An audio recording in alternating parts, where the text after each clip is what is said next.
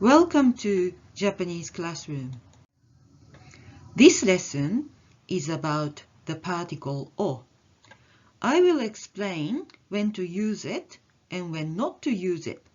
However, in this video, I use the grammatical terms transitive and intransitive a lot.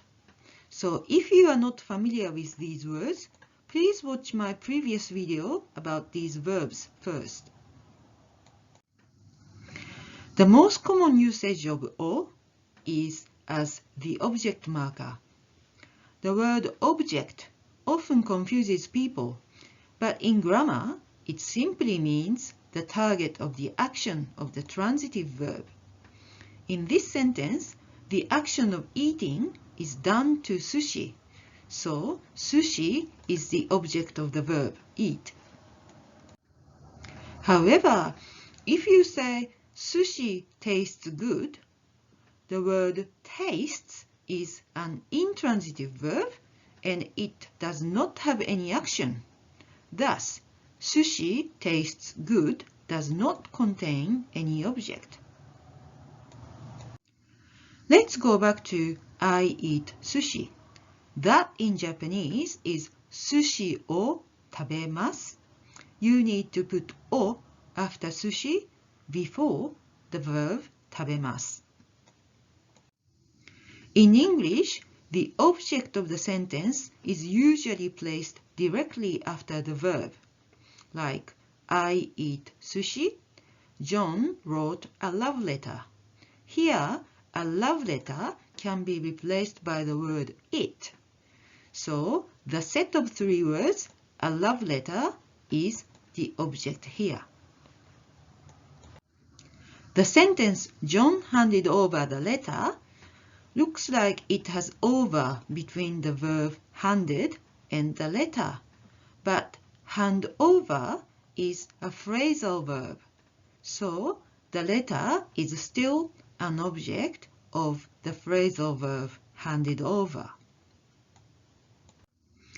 When I teach these basic sentences, I always say if you don't need any word between the verb and the object after the verb, you usually need to use o in Japanese.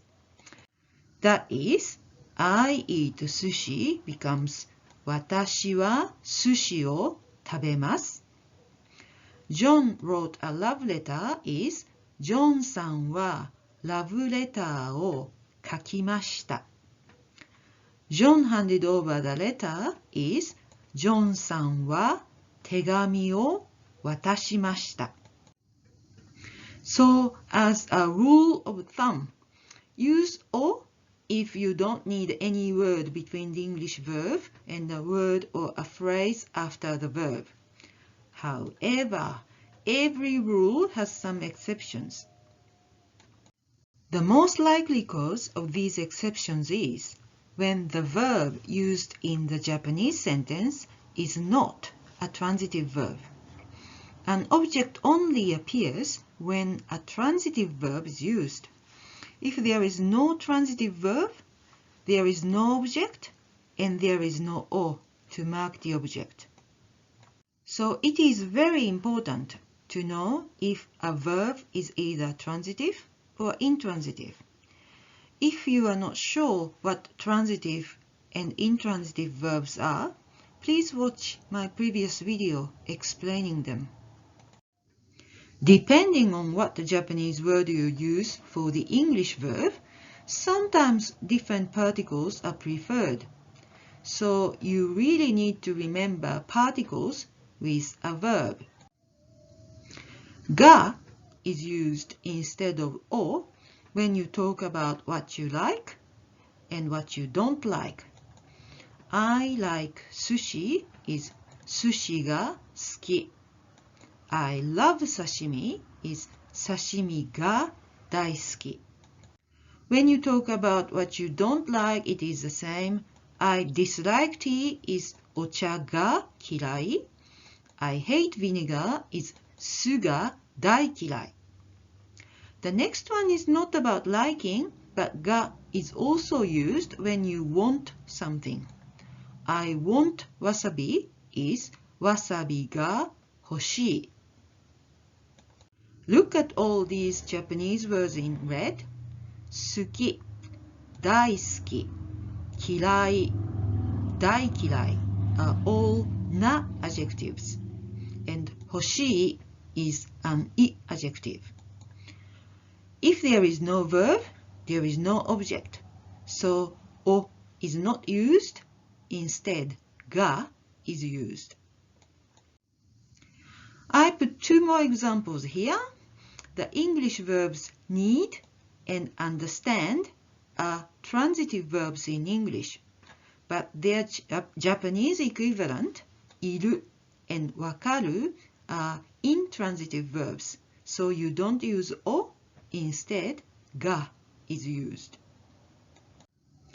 The last example for ga is when a potential verb is used in Japanese. Hanaseru is a potential version of hanasu, and it means can speak rather than just speak. If potential verbs are used, o changes to ga.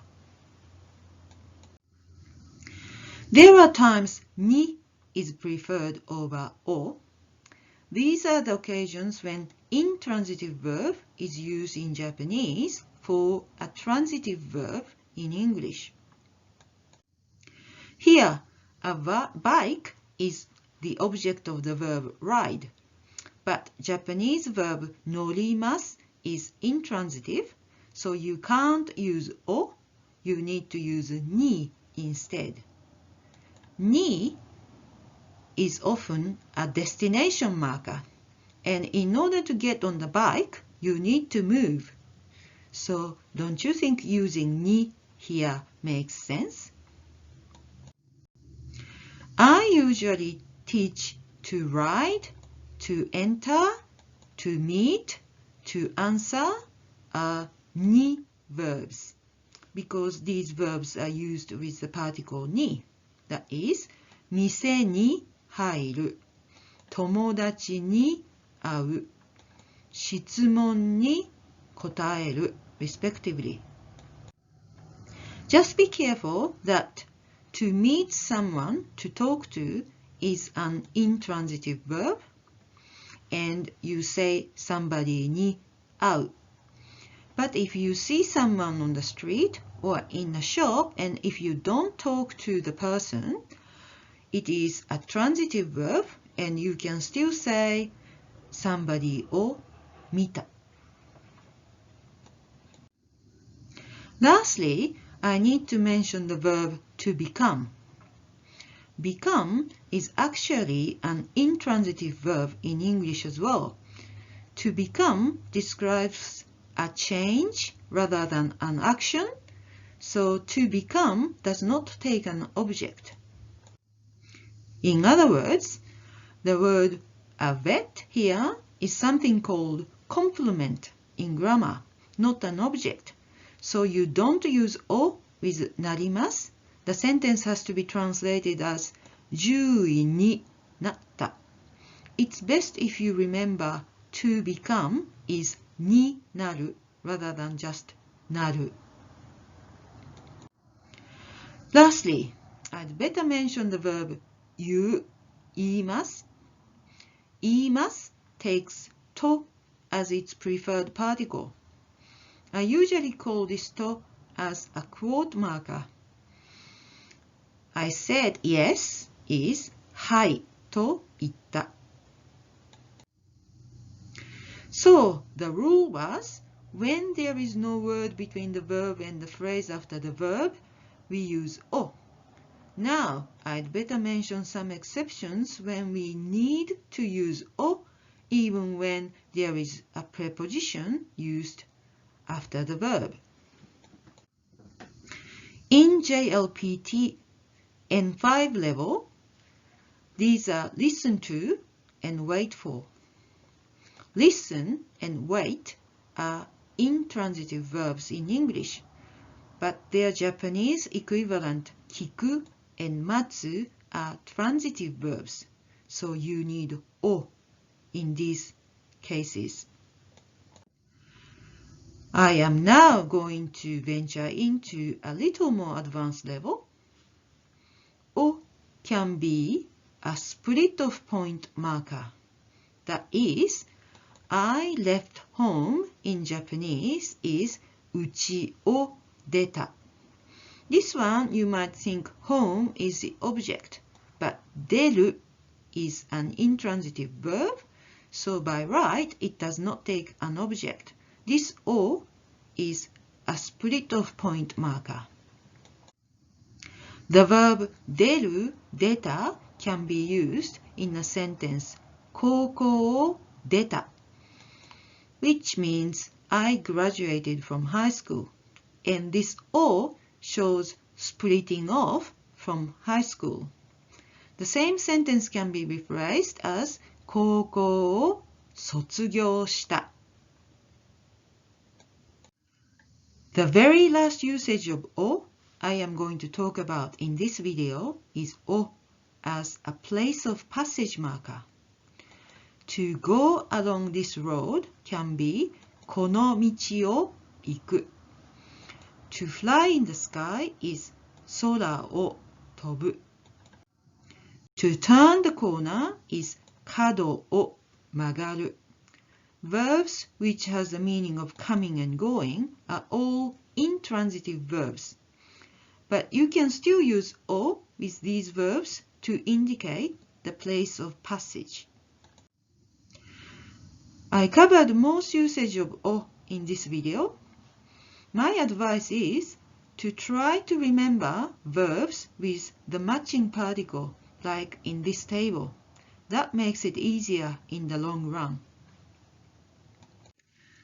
I hope you enjoyed the lesson. If you like this lesson, please subscribe to my account and give a thumb up.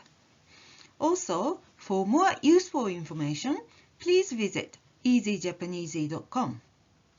また今度. See you next time.